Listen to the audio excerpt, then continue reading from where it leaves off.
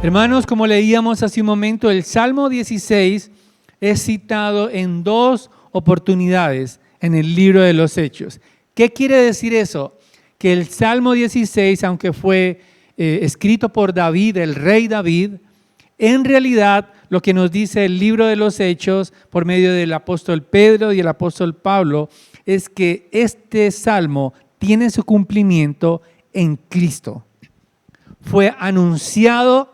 El contenido del Salmo tiene que ver con Jesucristo. Y por eso necesitamos recordar lo que el apóstol Pedro dijo acerca de este Salmo. Él citó, como leíamos en Hechos capítulo 2, versículos 25 al 28, está demostrando por medio de este Salmo que Jesucristo es aquel que no vio corrupción. Es muy importante porque él está citando el Salmo para demostrar a toda Jerusalén en ese momento que estaba allí, la clase religiosa, están en burla, están burlándose de lo que está sucediendo, de lo que ellos están viendo, y él les asegura que aquel que no vio corrupción es Cristo, porque David murió. El sepulcro de David, todos eran testigos de su sepulcro. Y por eso, aquel en quien se cumple este salmo es Jesucristo. No vio corrupción, se levantó de la muerte y por lo tanto, David anunció uno de su descendencia que vencería la muerte y es Jesucristo, el Hijo de Dios. Pero también el apóstol Pablo cita en Hechos capítulo 13, versículo 35, justamente el versículo 10, porque tú no abandonarás mi alma en el Seol, ni permitirás que tu santo sufra corrupción. Es muy importante porque él está dirigiéndose en Antioquía, está en una sinagoga, él acostumbraba llegar a las sinagogas a anunciar a Cristo a los judíos, y ellos necesitan recordar que los profetas anunciaron al Hijo de Dios y que si ellos creen que Jesucristo se levantó de los muertos, si ellos aceptan la evidencia que Él les está dando a través del Salmo 16, entonces serán perdonados sus pecados. Entonces hallarán justificación no por medio de la ley, sino por la fe en Jesucristo. No por medio de las obras, sino por medio de la sola fe en Jesucristo, hallarán perdón, restauración para sus almas y no por la ley. Por lo tanto, es muy importante porque si Pedro, Pablo, los apóstoles citaron y respaldaron su argumento por medio de la resurrección de Jesucristo, entonces también para nosotros es importante este salmo, es importante la resurrección de Cristo. ¿Por qué es tan importante la resurrección de Jesucristo? Porque Él hace realidad todas las promesas que fueron anunciadas por los profetas. La resurrección de Jesucristo lo hace a Él estar en el marco, en el centro de todo el anuncio de los profetas que anunciaron el Mesías, anunciaron al Hijo de Dios, anunciaron a aquel que vencería la muerte para siempre. Y son buenas noticias para nosotros. Y ese es mi argumento en esta mañana. La resurrección de Jesús restauró los privilegios que habíamos perdido por el pecado. La resurrección de Jesús restauró los privilegios que habíamos perdido por el pecado. Y el salmo está dividido en 3 estrofas. La primera estrofa, los versículos 1 al 4, veremos que el primer privilegio que el Señor nos ha dado por su resurrección es protección. Versículos 1 al 4, protección. En segundo lugar, de los versículos 5 al 6, el privilegio que nos ha dado el Señor es satisfacción. Satisfacción. Y finalmente, los versículos 7 al 11, el gran privilegio que habíamos perdido por el pecado, y Él lo recobró. Resurrección. Resurrección. Entonces, en primer lugar, protección es aquello que Cristo nos ha dado, nos ha extendido por medio de su resurrección. Vemos allí en el versículo 1, hay una oración, hay un clamor del salmista: protégeme. El salmista está en angustia. Parece ser que David se sintió así en algún momento. Sin embargo, ese deseo de ser protegido parece también un peligro apremiante, es un peligro de muerte. Y nos hace rememorar a Cristo Jesús en Getsemaní. Él está próximo a enfrentar a sus angustiadores, está próximo a enfrentar la cruz, está en crisis. El salmista está en crisis. Cristo Jesús, quien encarna realmente estas palabras, está en crisis en Getsemaní, pide protección al único que puede darle protección, el Padre Celestial. Protégeme, oh Dios, pues en ti me refugio. Y aquí pareciera una repetición. En mi Biblia está en mayúscula cuando dice el versículo 2, yo dije al Señor, tú eres mi Señor. En realidad, en el idioma original se utilizan dos palabras distintas. La primera, yo dije al Señor, es Yahweh, la palabra Yahweh. Ese primer Señor es el único Dios que hizo los cielos y la tierra. Es el único Dios que está sobre todos los dioses, sobre todos los ídolos para siempre. A ese Dios es el que apela el salmista y está hablándonos de Cristo, apelando al Padre Celestial, Yahweh. Yo dije al Señor, tú eres, y en sus Biblias también dice Señor otra vez, pero en el idioma original es Adonai, Adonai. En otras palabras, Él está diciendo, yo dije a Yahweh, tú eres mi Adonai. Yo dije al Señor, tú eres mi dueño. Tú eres a quien pertenezco. Yo dije a Yahweh, dije al Dios de los cielos y de la tierra, a Él es a quien pertenezco.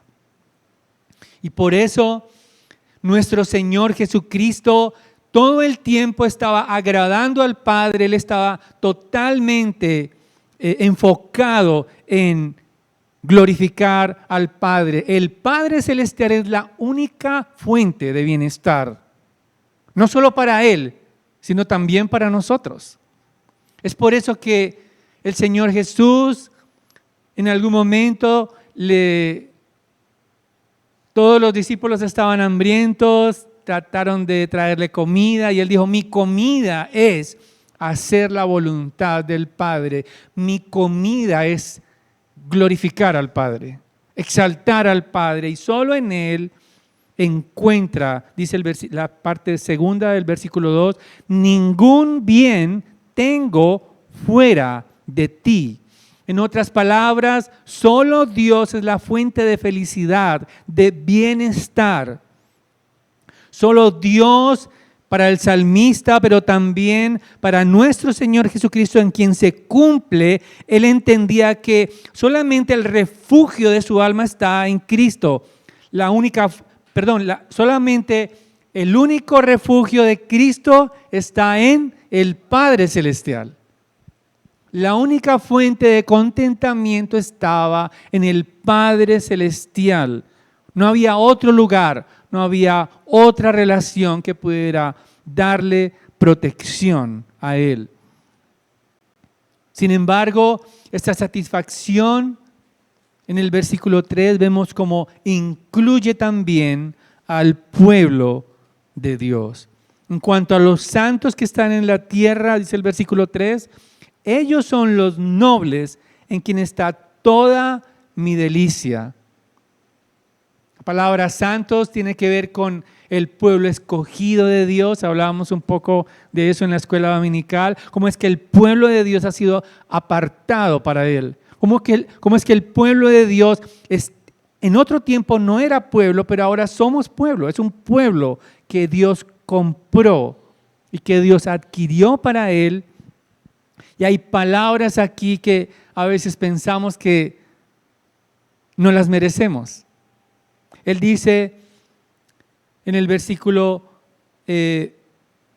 3, ellos son los nobles en quienes está toda mi delicia. Esa palabra nobles es como personajes majestuosos. Es como la realeza. Diríamos en este tiempo los de sangre azul. ¿Tienen parientes en la realeza? Difícilmente. Nuestros apellidos, abolengos. Pero en realidad la palabra de Dios nos dice en 1 de Pedro 2:9 que somos linaje escogido. Y Cristo se deleita en su pueblo. Él se deleita en aquellos nobles. Él dice, está toda mi delicia porque Él adquirió para sí un pueblo para Él mismo. Él se agrada en su pueblo, Él se agrada en sus santos, Él se agrada en todos aquellos que anhelan su gloria. Él está agradado en darnos también a nosotros protección, porque clamamos a Él, porque Él es la fuente de refugio. Solo Él puede calmar nuestros temores, solo en Él podemos refugiarnos también nosotros. En momentos difíciles, en momentos de agonía. Porque hay una gran diferencia entre los santos, los apartados para Dios, los nobles de Dios, la realeza de Dios y aquellos que aman los ídolos, aquellos que aman otro Dios con D minúscula. Versículo 4. Se multiplicarán las aflicciones de aquellos que han corrido tras otro Dios. Esa palabra correr es como aquellos que se apresuran. Aquellos que se apresuran, que son diligentes para adorar dioses falsos. Aún dioses de yeso, que tienen ojos y no ven, boca y no hablan, nariz y no respiran, y son cargados por los hombres. Dioses falsos, enmudecidos, que exigen adoración. No les pertenece la adoración. Pero también ídolos de la cultura de esta tierra. Ídolos a quienes el altar está en el corazón. El deseo de adoración está en el alma humana. Para no adorar al único Dios verdadero, para adorar los dioses de este mundo, el Dios de la riqueza, el Dios del éxito, el inventario sigue. Como decía Juan Calvino, nuestro corazón es una fábrica de ídolos. Pero ¿qué pasará con aquellos que no adoran a Dios, el Dios verdadero? Las aflicciones se multiplicarán en ellos, porque han corrido, han sido muy diligentes para pedir ayuda a otros dioses. El versículo 4 nos dice, no derramaré yo sus libaciones de sangre, ni sus nombres pronunciarán mis labios. Ni siquiera sus nombres son dignos de ser mencionados, porque ellos prometen protección, pero exigen adoración. son dioses falsos que jamás te darán contentamiento.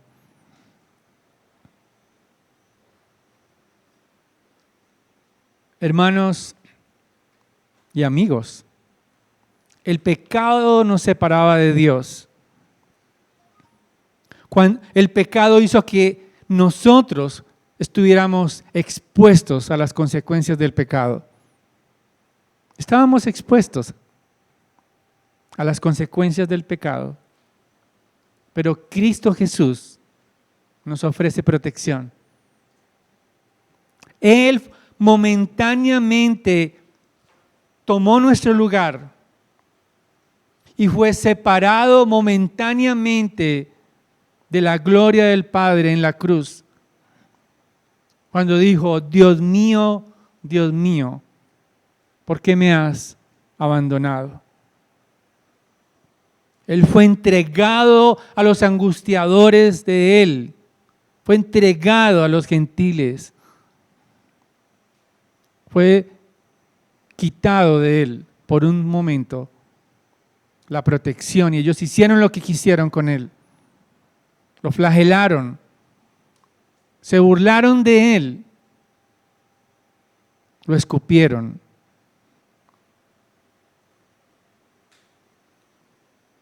Ellos pusieron una corona de espinas sobre su cabeza, traspasaron sus manos, sus pies.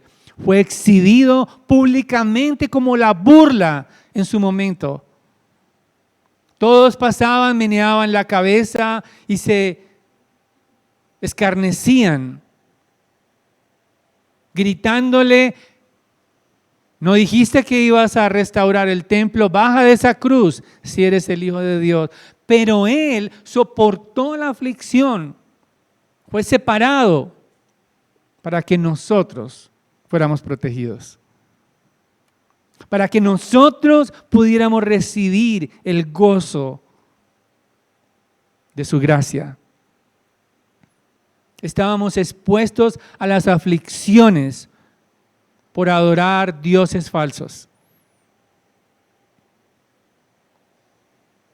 El que adora la velocidad está expuesto al peligro.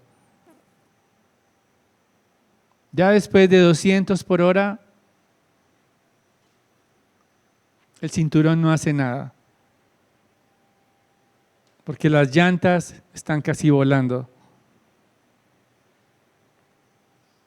Adorar dioses falsos produce aflicción,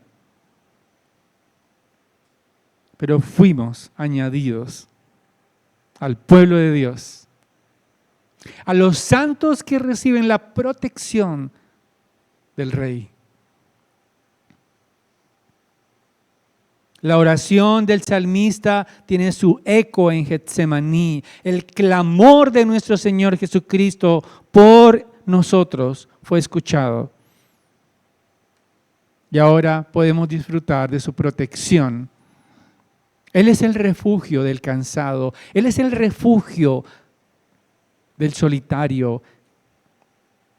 Él es el consuelo del angustiado, del alma angustiada. Él es el refugio, el gozo para siempre. Él es la fuente eterna de protección, vida abundante. No hay otro bien fuera de Él.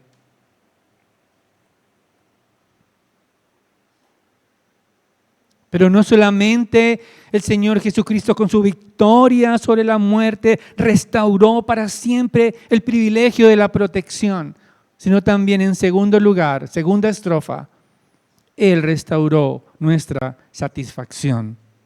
Versículos 5 y 6.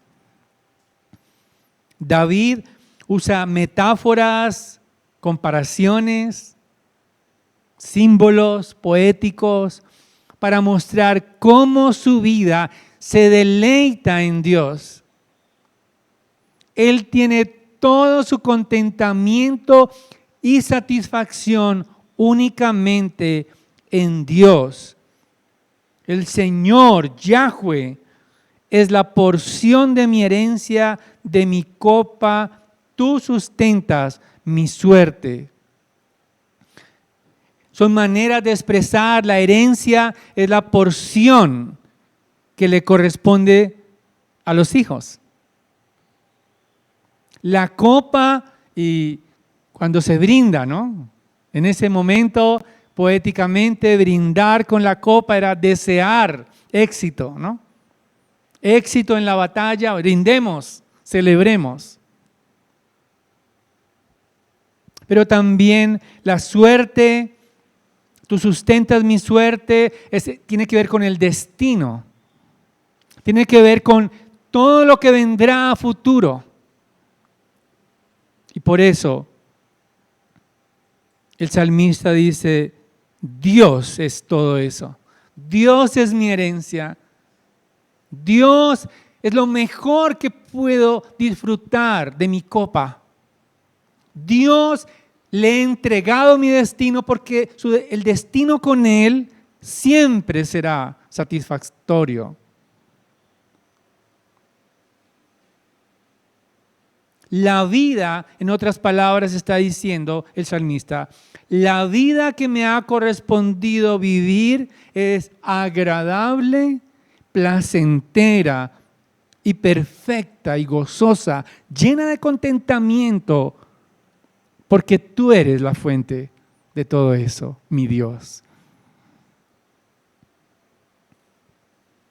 Pero continúa en el versículo 6. Las cuerdas cayeron para mí en lugares agradables, tiene que ver con las cuerdas de medir la tierra. Es como si el salmista poéticamente está diciendo, la porción de tierra que me asignaste en la tierra prometida cayó en lugar agradable. En otras palabras, el destino que me ha correspondido vivir en mi vida, lo que has escogido para mí, es lo mejor. Es lo mejor. No hay nada de qué quejarse. Y por eso, versículo 6 dice, en verdad es hermosa la herencia que me ha tocado. Y eso le da título a este sermón. En verdad es hermosa la herencia. Y averiguando un poco sobre esa palabra, hermosa, está solo una sola vez en el idioma original, en el Antiguo Testamento. O sea, el salmista escogió esa palabra hermosa. Nosotros la usamos para valorar lo estético, pero en el idioma original exalta lo bello. No solamente lo físico, sino también lo moral y lo espiritual. Lo espiritualmente hermoso de valor.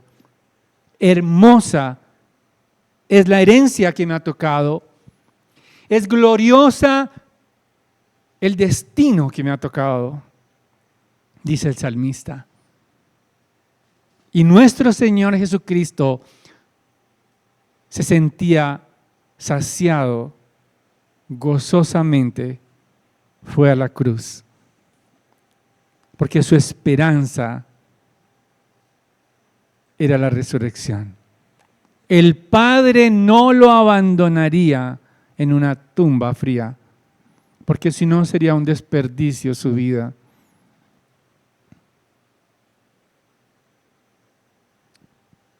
La vida que nos ha tocado es aquella que Dios diseñó para ti. Es buena, es agradable, es perfecta, para que le ames y tengas en Él satisfacción. Gózate en la vida que has tenido que vivir, porque Él te ha cuidado. Él te ha guardado, te ha escondido y hoy te tiene aquí escuchando su palabra con gozo. No te lamentes.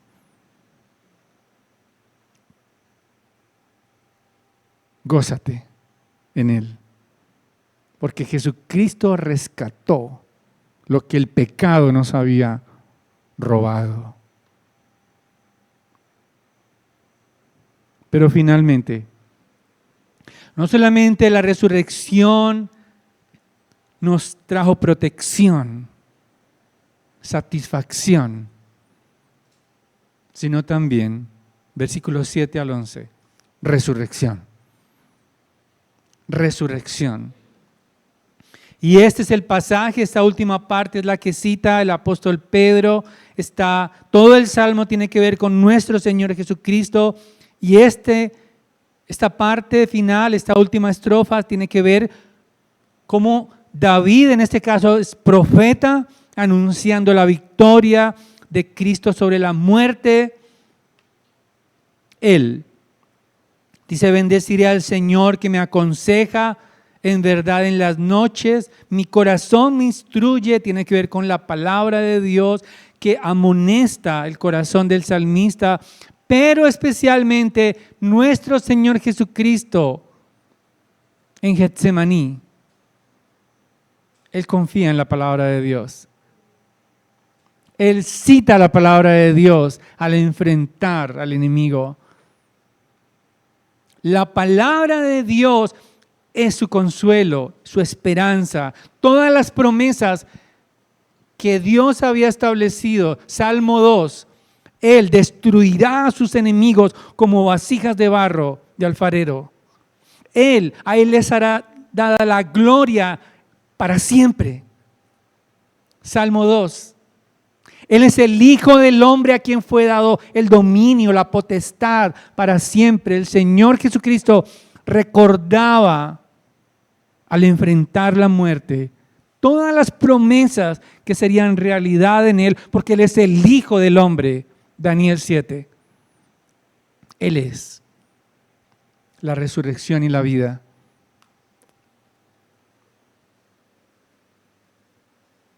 Versículo 8, al Señor he puesto continuamente delante de mí, porque está a mi diestra, permaneceré firme continuamente.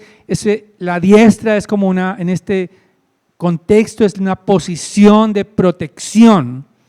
No seré sacudido, en algunas versiones, no seré conmovido, no seré debilitado de la fuente de mi seguridad. Jesucristo está enfrentando la muerte refugiado en el Padre. Por tanto, mi corazón se alegra, mi alma se regocija también, mi carne morará segura.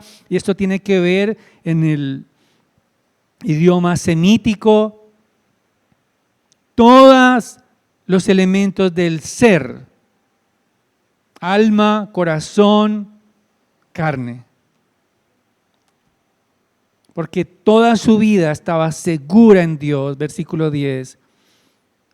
Tú no abandonarás mi alma en el Seol, ni permitirás que tu santo sufra corrupción.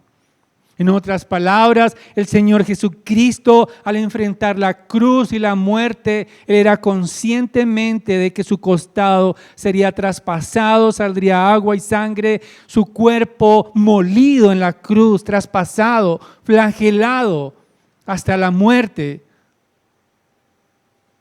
resucitaría. No permanecería en una tumba. El Seol es el lugar de los muertos. Sin embargo, el Señor tenía la esperanza de ser liberado de la tumba. Y Él es el único que no vio corrupción. Quiero preguntarte en esta mañana, ¿en qué área de tu vida necesitas protección? ¿Qué estás temiendo? ¿Quién es el enemigo que te afrenta? ¿De quién estás huyendo? ¿De quién te estás escondiendo? ¿A qué le temes? Cristo ha provisto protección para ti. ¿En qué área de tu vida necesitas satisfacción? ¿Dónde estás merodeando buscando gozo? Lejos del Rey. ¿Dónde estás buscando alegría, contentamiento, quizás relaciones tormentosas? Quizás comprando cosas, quizás gastando tu vida, desgastando tus alientos. ¿Dónde estás buscando gozo? Lejos de Cristo, porque Él es la única fuente de gozo.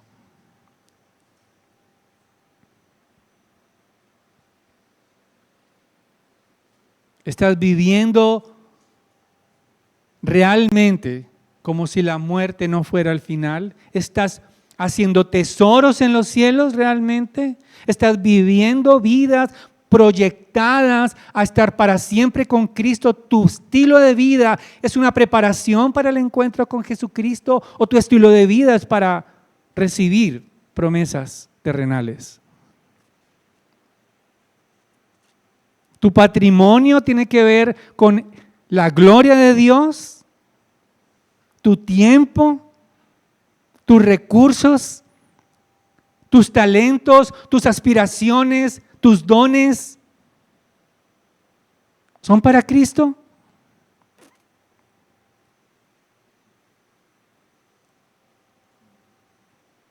Quiero terminar leyendo 1 Tesalonicenses 4, 16 al 18.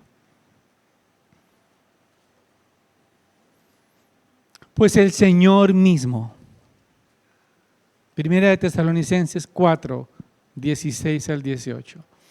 Pues el Señor mismo descenderá del cielo con voz de mando, con voz de arcángel y con la trompeta de Dios, y los muertos en Cristo se levantarán primero.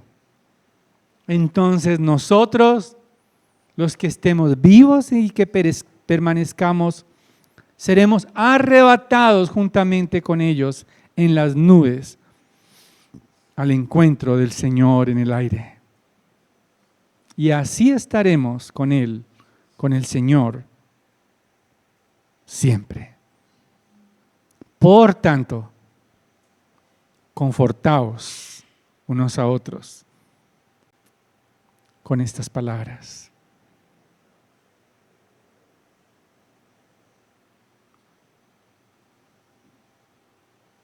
Vamos a orar. Padre, gracias por tu palabra que es viva, eficaz, más cortante que espada de dos filos. Y te pido que si hay alguien en este recinto que no conoce tu protección, que ni siquiera ha experimentado tu satisfacción y que teme a la muerte, teme que la muerte le arrebate lo que tiene y no tiene esperanza en ti, salva en esta mañana.